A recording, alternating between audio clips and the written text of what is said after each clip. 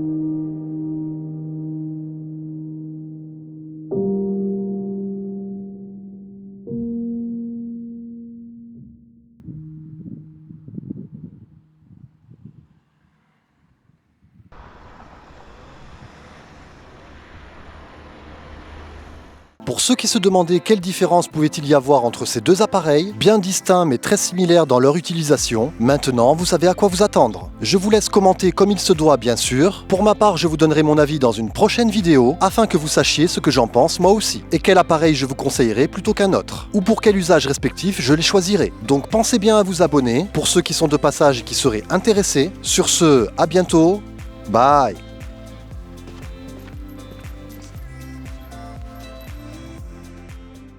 Il se complète également parfaitement avec mon autre caméra Sony, l'idéal. Peut-être que vous vous reconnaîtrez en m'écoutant, peut-être que c'est ce genre d'appareil que vous recherchez vous aussi, ou peut-être qu'il ne vous plaît pas, tout simplement, soit. En tout cas, je vous ai donné mon point de vue et mon avis sur la façon d'utiliser le Xperia Pro I, un super smartphone caméra.